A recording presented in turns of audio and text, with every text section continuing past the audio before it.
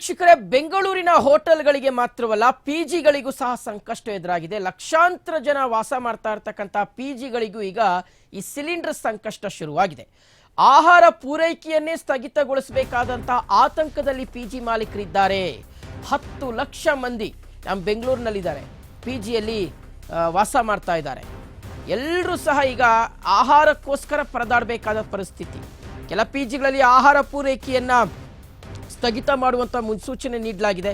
ಈಗಾಗಲೇ ಕೆಲವು ಪಿಜಿಗಳಲ್ಲಿ ಬಗೆ ಬಗೆಯ ಅಡುಗೆಗೆ ಬ್ರೇಕ್ ಹಾಕಿದಾರಂತೆ.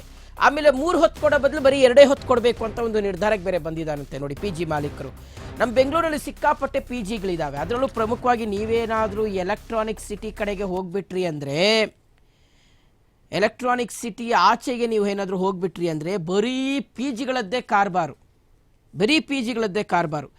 ಎಷ್ಟೋ ಜನ ಯುವಕ ಯುವತಿಯರು ಪಿಜಿಗಳಲ್ಲಿ ಇತ್ಕೊಂಡು ವ್ಯಾಸಂಗ ಮಾಡೋದು, ಕೆಲಸ ಮಾಡೋದು ಎಲ್ಲ ಮಾಡ್ತಿದ್ದಾರೆ. ಸೊ ಪಿಜಿಗಳಲ್ಲಿ 3 ಹೊತ್ತು ಊಟ ಕೊಡ್ತಾರೆ. ಆಮೇಲೆ ವೆರೈಟಿ ಇರುತ್ತೆ. ಬೆಳಗ್ಗೆ ತಿಂಡಿಗೊಂದು, ಮಧ್ಯಾಹ್ನ ಊಟ, ರಾತ್ರಿ ಊಟ, ಇದ್ರ ನಡುವೆ ಸಾಧ್ಯ ಆದರೆ ಕಾಫಿ ಟೀ ಕೊಡ್ತಾರೆ. ಆಮೇಲೆ ಮಧ್ಯದಲ್ಲಿ ಸ್ನ್ಯಾಕ್ಸ್ ಕೊಡುವಂಥ ಒಂದಷ್ಟು ಪಿಜಿಗಳು ಸಹ ನಾವು ನೋಡಿದ್ದೀವಿ. ಸೊ ಈ ರೀತಿಯಾಗಿರ್ತಕ್ಕಂಥ ಪಿಜಿಗಳಲ್ಲಿ ಇನ್ನು ಮುಂದೆ ಬಗೆ ಬಗೆಯ ವೆರೈಟಿಗಳು ಇರೋದಿಲ್ಲ.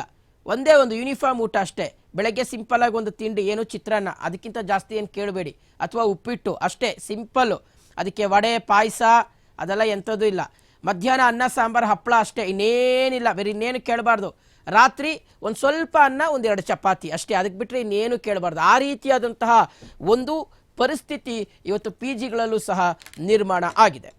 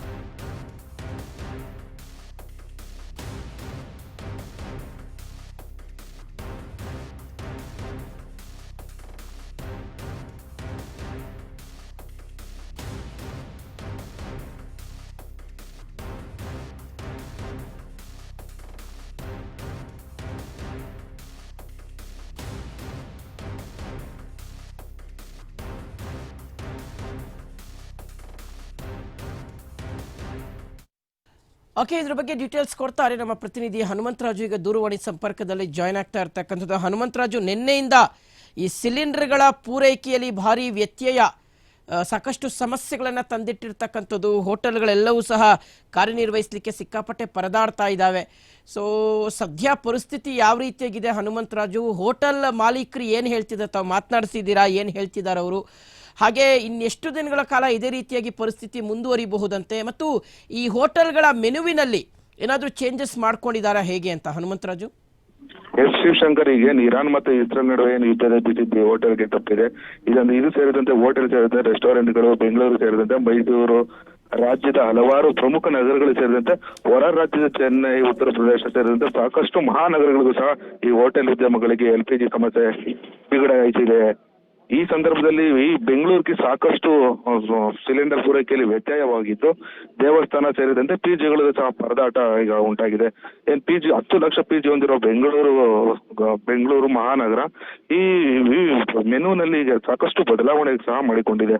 ಹೀಗಾಗಿ ವಿದ್ಯಾರ್ಥಿಗಳು ಸೇರಿದಂತೆ ಸಾಕಷ್ಟು ಉದ್ಯೋಗಕ್ಕೆ ಅರಸಿ ಬಂದಿರ್ತಾರೆ, ಉದ್ಯೋಗ ಮಾಡ್ತಿರ್ತಾರೆ ಪಿಜಿಲಿದ್ದು, ಅವ್ರಿಗೆ ಸಾಕಷ್ಟು ತಲೆನೋವಾಗಿ ಪರಿಣಮಿಸಿದೆ. ಈ ನಡುವೆ ಕೇಂದ್ರ ಸರ್ಕಾರ ಎಸ್ಮಾ ಕೂಡ ಜಾರಿ ಮಾಡಿದ್ದು, ನೈಸರ್ಗಿಕ ಅನಿಲ ಇದು ತುಂಬಾ ಎಮರ್ಜೆನ್ಸಿ, ಇದು ಅಗತ್ಯ ವಸ್ತು ಕಾಯ್ದೆ ಅಡಿ ಬರೋದ್ರಿಂದ ಇದಕ್ಕೆ ಎಸ್ಮಾ ಜಾರಿ ಸಹ ಮಾಡಿದ್ದಾರೆ. ಯಾಕೆಂದ್ರೆ ಇದನ್ನೇ ಬಂಡವಾಳ ಮಾಡ್ಕೊಂತ ಕೆಲವು ಕಂಪನಿಗಳು ಏನ್ ಮಾಡ್ತಾರೆ, ಸ್ಥಗಿತ ಮಾಡ್ಬಿಡ್ತಾರೆ.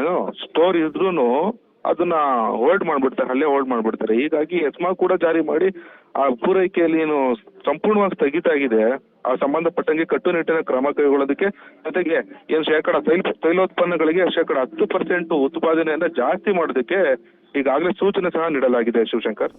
ಓಕೆ ಹನುಮಂತರಾಜು, ಈಗ ಎಸ್ಮಾ ಜಾರಿ ಮಾಡಿದೆ ಕೇಂದ್ರ ಸರ್ಕಾರ, ಓಕೆ ಒಪ್ಕೊಳ್ಳೋಣ, which is very good sign. ಆದರೆ ಪೂರೈಕೆ ಇಲ್ಲದೆ, ಅಂದರೆ ಈ LPG ಪೂರೈಕೆದಾರ ಕಂಪನಿಗಳಿಗೆ ಅವ್ರ ಹತ್ರ ಸ್ಟಾಕೇ ಇಲ್ಲದೆ ಎಲ್ಲಿಂದ ಅವರು ಪೂರೈಕೆ ಮಾಡ್ತಾರೆ, ಯಾವ ರೀತಿಗೆ ಎಸ್ಮಾವನ್ನು ಅವರು ಪರಿಪಾಲನೆ ಮಾಡ್ತಾರೆ ಅನ್ನುವಂಥದ್ದು ಇರ್ತಕ್ಕಂಥ ದೊಡ್ಡ ಪ್ರಶ್ನೆ ಅನ್ನುವಂಥದ್ದು ಹನುಮಂತರಾಜು. ಇದಕ್ಕೇನಾದರೂ ಕೇಂದ್ರ ಸರ್ಕಾರ ಪರಿಹಾರ ಕಂಡುಕೊಳ್ಳುವ ಪ್ರಯತ್ನವನ್ನು ಏನಾದರೂ ಮಾಡಿದಾರಾ? ನಿನ್ನೆ ಸಭೆ ಮಾಡಿದ್ದಾರೆ, ಪೆಟ್ರೋಲಿಯಂ ಸಚಿವರು ಸಹ ಸಭೆ ಮಾಡಿದ್ರು ಅನ್ನುವಂಥದ್ದು ಅಂತ. ಶಿವಶಂಕರ್, ಒಂದ್ ಕಡೆ ಕೃತಕ ಸೃಷ್ಟಿ ಅಭಾವ ಸಹ ಮಾಡಲು ಏನ್ ಕಂಪನಿಗಳು ಮುಂದಾಗಿದೆ, ತಡೆಯೋ ನಿಟ್ಟಿನಲ್ಲಿ ಏನಾಗಿದೆ, ಈ ನೈಸರ್ಗಿಕ ಅನಿಲ ಉತ್ಪಾದನೆ ಸಂಬಂಧಪಟ್ಟಂಗೆ ಅಗತ್ಯ ವಸ್ತುಗಳ ಕಾಯ್ದೆ ಬರೋ ಅಡಿ ಇದರಿಂದ ಅದಕ್ಕೆ ಎಸ್ಮಾ ಜಾರಿ ಮಾಡಿದೆ ಕೇಂದ್ರ ಸರ್ಕಾರ. ಇದನ್ನ ಹೊರತುಪಡಿಸಿ ತೈಲೋತ್ಪನ್ನ ಕಂಪನಿಗಳಿಗೆ ಅಧಿಕಾರಿಗಳ ಜೊತೆ ಮಾತನಾಡಿ ಉತ್ಪಾದನೆಯನ್ನ ಜಾಸ್ತಿ ಮಾಡೋದಕ್ಕೆ ಈಗಾಗಲೇ ಸೂಚನೆಯನ್ನ ಸಹ ಕೇಂದ್ರ ಸರ್ಕಾರ ಹಾಗೂ ಸಚಿವರು ಈಗಾಗಲೇ ಸೂಚನೆ ನೀಡಿದ್ದಾರೆ. ಥ್ಯಾಂಕ್ ಯು ತಮ್ಮ ಡೀಟೇಲ್